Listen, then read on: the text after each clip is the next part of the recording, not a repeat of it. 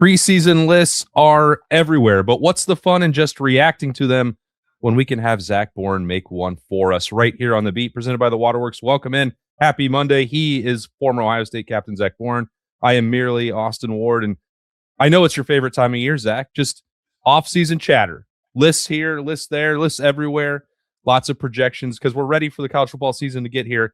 Have there been any that have particularly got you riled up at this time of the offseason?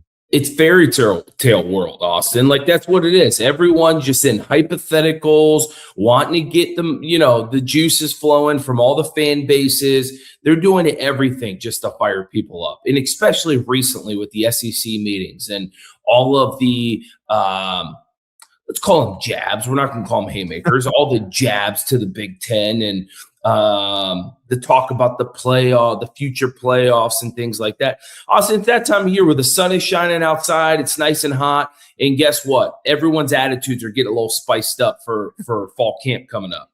Yeah. Also that time of year where the weather was perfect for the Memorial on Thursday and Friday, and then torrential downpours on Saturday. We can set our watch to it in Columbus. So we can also plan out accordingly that there's going to be hype. There's going to be building buzz. We're going to have a lot of that coming this week with a chance to get in the Woody as recruiting camps ramp up, and we'll also be able to see some of those team runs and workouts, or at least what some of that work looks like for Ohio State. I'm fired up to do that. Did you have to go to recruiting camps, Zach, to get an offer? I did not. I committed in like March or April of my junior year. So I missed the camp circuit going into my senior year. I did go to a one-day Ohio State camp, though. Yeah. Back then, Coach Tress, the coaching staff, thought it was really good for commits to get around other high school players. Obviously, those camps have thousands of kids, right? Yeah. It is an insane amount. And so getting around the coaching staff, getting around other people, they just think it's a really good representative of the program. Yeah, so we will have coverage from out there at the Woody this week. Berm, of course, will have all of the recruiting angles covered from this next stretch of the offseason phase. I believe there's 4 camps in the next 2 weeks, plus a couple 7-on-7s. So we'll have that. But back to that current roster. So the last week, the one that really had caught my attention, Zach, was an ESPN list that had the most impactful newcomers. That counts both transfer portal guys or true freshmen, across the country. I know that those lists are impossible, and we don't even need to break down who was where on it. They're difficult to do. Back when I worked at ESPN, I just had to do that for the Big Ten, and that was still too much for me to handle. I don't pay that close of attention to who's on the Illinois roster compared to the one that You were spot on. You had a much better list back when you were working for ESPN, though. Yeah, maybe I did, but although I don't think you mentioned myself anywhere, but that's okay. I know that I wrote a long feature about the championship water toast, and Zach Bourne was at the centerpiece of it. So that's true. I guess I wasn't on any of the preseason list. I'm pretty sure that if I had to narrow it down to the best fullback in the Big Ten, that was a no-brainer for me. Okay, and then I wouldn't have put myself on those lists if I were writing them. So it's okay. I looked in the crystal ball and I said, this is the guy who's most likely to change positions in the middle of the season. Yep. And I nailed it. I got that one right. But so there are a number of options for Ohio State, and it feels like you could make a case for most impactful newcomer for 10 or 11 players on the Ohio State roster that are going to be central figures to the national title chase. But here's what we're going to do for you, Zach. 1 on offense, 1 on defense, and then you can do a wild card or a true freshman or however you want to do it. I don't know who you picked. None of this is scripted. Obviously, it never is on The Beat presented by the Waterworks. So I don't even care which side of the ball you start on, Zach. I'm going to go offense first. And the only reason why I say that is because I think that side is a little harder to predict who's going to be a huge newcomer. I mean, obviously, you look at the tight end position, and there's multiple guys that are going to be big-time contributors. But everywhere else, it's kind of – this is a veteran team coming back. And so the one place that I go to, and we've had this discussion multiple times on the show this offseason, is what can Kyle Parker bring to this team? You obviously have Jeremiah Smith, People are expecting huge things from Brandon Inniss this year. At least that's the plan for people inside the program, outside of the program. So who can complement Jeremiah Smith really well? And I think all signs point to Kyle Parker. And the reason why I say that is he can do some different things that we haven't seen Ohio State wide receivers do in a little while, right? Obviously, Carnell Tate's going to have an amazing NFL career, but Carnell Tate and Jeremiah Smith have a lot of similarities. The way they like to run their routes, the kind of big body people they are. Like Kyle Parker brings a little bit more of the, I won't call him scat back, but more of that true slot type of player where, you saw it big in Urban's offense when he was here at Ohio State with a Paris Campbell and guys like that, where Kyle Parker's going to be able to do maybe those pop passes. He's going to do a lot of those under routes, a lot of those wide receiver screens where he can make a guy miss and go. He's just twitchy like that. And I think that's going to be a great compliment to Jeremiah Smith and huge for this offense with Ryan Day, Arthur Smith, those guys taking full advantage of what he's able to bring to the team. Yeah, and I think to your point, Zach, there's been a lot more conversation, post spring. I think what's helpful is that if you make these lists in January, you have no other new information to work off. That's the way too early stuff. But now you have winter workouts in the rearview mirror. You have a spring camp, 15 practices for Kyle Parker. You've had a chance to ramp back up into summer. The way that people are talking about Kyle Parker now is continuing to elevate. And I think we could see a path to playing time and importance. He's been at a major program before. He's played at a high level in the SEC. You mentioned those jabs. Yeah, it still means something if you've played on a Saturday night in Death Valley against a high-level opponent and produced, and Kyle Parker has done that. And we talked about his relationship with Cortez Hankton being built in. That's helpful, even though it's not going to be all-inclusive because this offense is clearly going to be different at Ohio State than what he played in with the limitations that they had down there in Baton Rouge last year. But all the things that you talked about, being able to use that speed, being able to, shift positions and not just be locked in, for all the great things that you mentioned about Carnell Tate, I think there were times last year that Ohio State's offense and their passing game got a little bit predictable, and it actually weirdly made it possible to contain Jeremiah Smith and Carnell Tate at times. I don't know that that's going to be the case when you're projecting forward what guys like Kyle Parker or Devin McEwen can bring, or even Brandon Inniss with this next level of athleticism that he seems to unlock.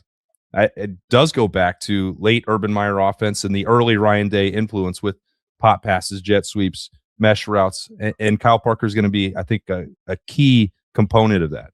I just think he's going to be a key opponent. I'm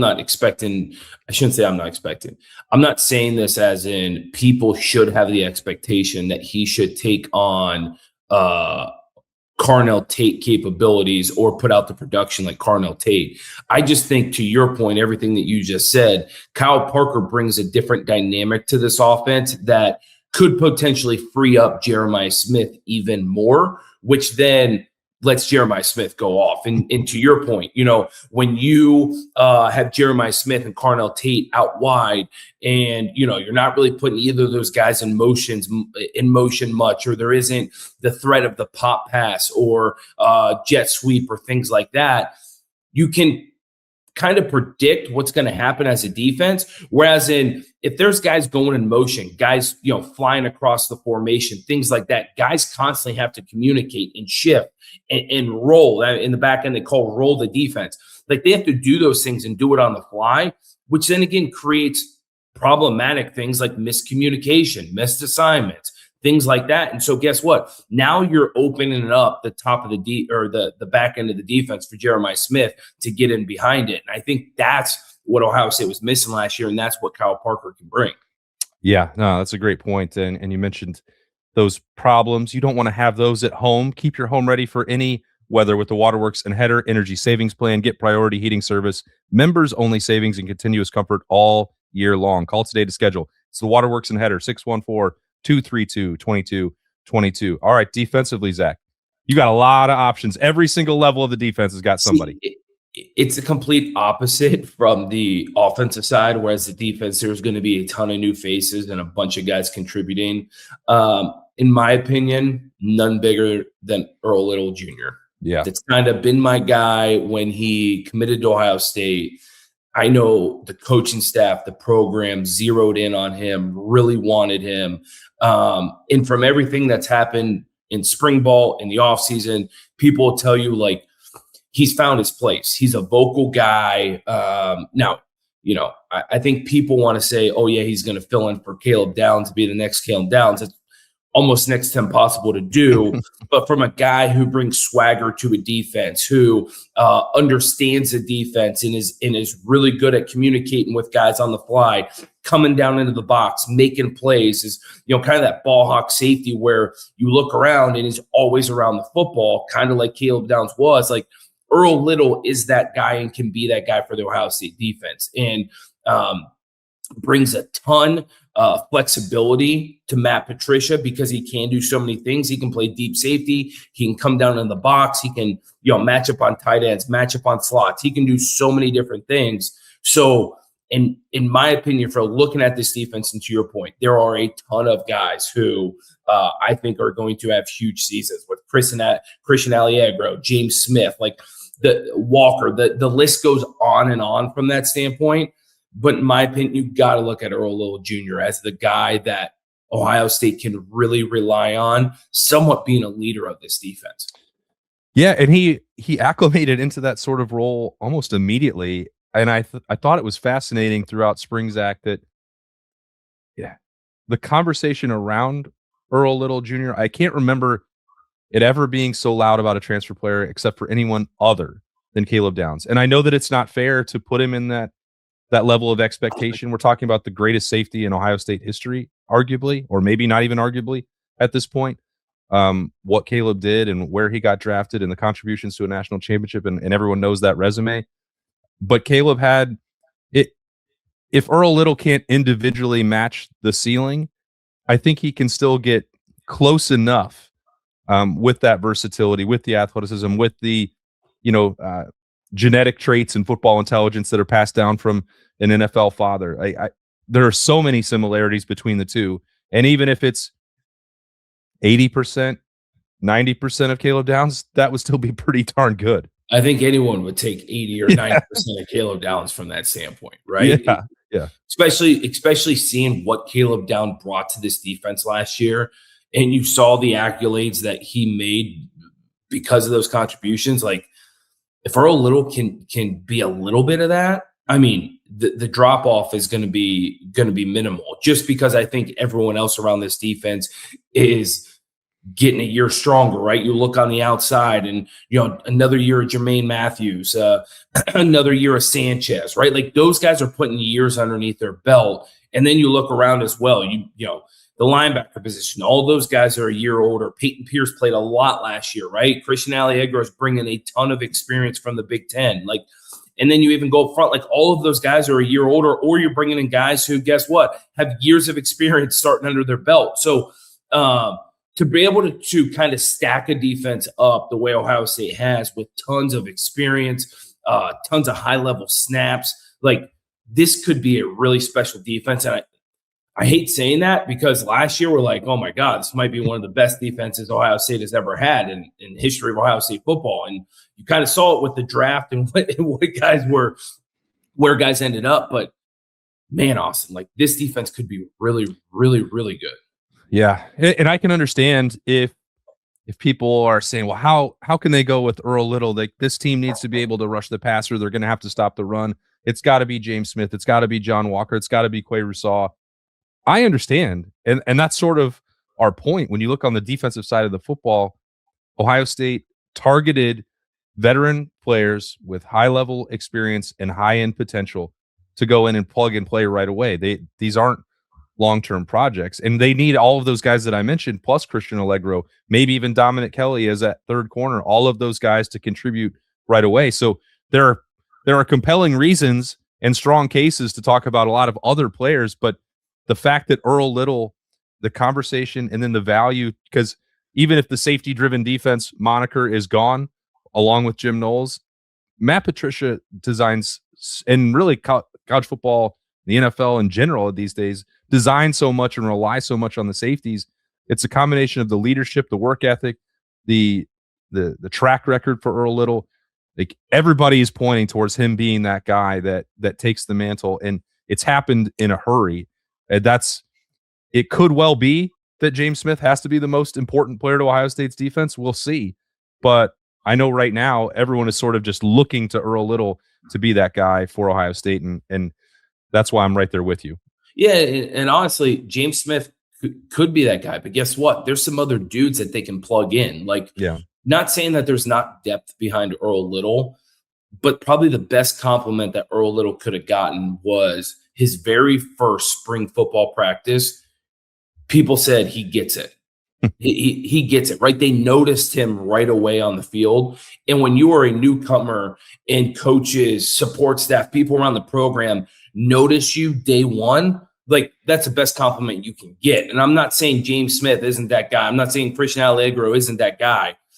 But in the safety position, there probably isn't as much depth as they would like compared to some of those other positions where you turn around and like, all right, the guy who's coming in for you or subbing in for you can be just as effective. Like Earl Little in that safety room might be one of one. Yeah.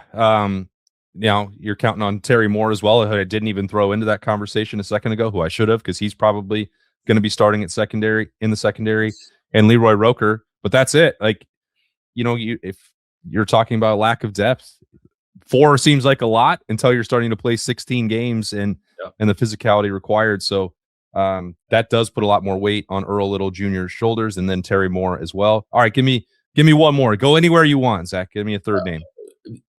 I think you could guess this one coming from a mile away. Let me bring that crystal ball back out. Yeah. I think, yeah, that's right. I'm hearing Brock Boyd. Yeah, you call him White Lightning. It's White Lightning. That's his name, Austin, and I'm sticking to it. And he is a guy that I think came in so under the radar, and what he was able to do in spring football generated so much buzz. To then, if he can keep that up in fall camp, I don't see how there's any way he can't be a key contributor this year. And I know Chris Henry is the guy that everyone's been talking about going up to signing day, the 5-star player. But if there's anyone, now this is a super hot take, okay? So take this with a grain of salt. Okay. If there's anyone that's close enough to a Jeremiah Smith from a production standpoint as a true freshman, it's Brock Boyd on this team.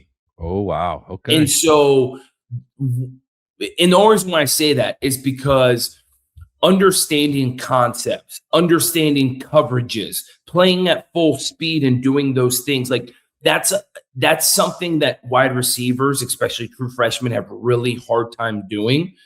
Well, Brock Boyd comes from a super high-end high school football program where they're teaching those things. He's the son of a high school football coach and has been around the X's and O's his entire life. Brock Boyd came in here and played super fast in his concept of the offense, his understanding of what defenses are trying to do. We're at an elite level, which puts him ahead of everyone else from that standpoint, and almost like a veteran.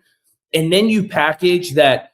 People have said it's the closest thing to JSN they've seen on Ohio State's team since JSN was here. And the whole reason why I say that is JSN brought a completely different skill set than, let's say, a Jeremiah Smith or a Carnell Tate or a Marvin Harrison. Like, we know that. And so if you're able to put Brock Boyd in the slot, or you're able to do different things with Brock Boyd where he's able to find those holes in the defense, this dude could be very special. And I know I am hyping the shit out of Brock Boyd, and it's okay, right? That's what I'm doing. It's my job now, right? If I'm a coach, I would absolutely hate it. Yeah. But Brock Boyd has the skill set, has the mindset to be an extremely productive player here and a special player in the long run. And so if he can keep those things, that momentum kind of stacking on top of one another, and Ryan Day says it all the time, we got to stack the days. If he can stack the days in fall camp and build off of what he did in the spring, in my opinion, there is no reason why, Austin, he couldn't be the 4th or 5th wide receiver on this team. And if you're the 4th or 5th wide receiver, we all know you're going to be playing a good bit. And if you're that 4th or 5th wide receiver, there's a chance based off of production and his skill set and what he's able to do, he could very realistically be the number 2 or number 3 guy by the end of the year. Oh, my. All right. It is that hot take off-season season ramping up here, and we can always count on my friend Zach Bourne to bring that on a Bourne Blitz. It is a Monday on the beat presented by the Waterworks. Maybe we'll come up with another list next week. Who knows? I think we're already into the second week of list. June. Why not? Yeah. We'll figure out something. What's next week? Stadiums, coaches. Like there's a list about everything right now. Yeah. Campus tailgates. I think I just saw one recently about like pre-game tailgates or something. Like they just make them all up. They do, but maybe that is a good one. I don't know if I've ever asked you about the most difficult stadiums that you've ever encountered. People call me the press box snob, so we'll have you evaluate those visiting environments that Ohio State has been in. I can for sure tell you the worst. That is for sure. Yes. Yeah, that one is easy and probably pretty obvious, but we'll get into that on another week. This has been, though, a little bit of a hybrid list. Impactful transfers, newcomers, and Zach Bourne breaking it down for us as he always does on a Monday. Again, camp coverage coming throughout this week as we'll be over at the Woody. We'll have a Talking Tuesday. Burn will be here for a stock watch on Wednesday. Maybe some snap judgments. Who knows? It's going to be a fun week. Stick around for all that coverage on 97.1 The Fan, 10 TV, 10 TV Plus, and anywhere you download your podcasts. He is Zach. I am Austin. Have a great week, folks.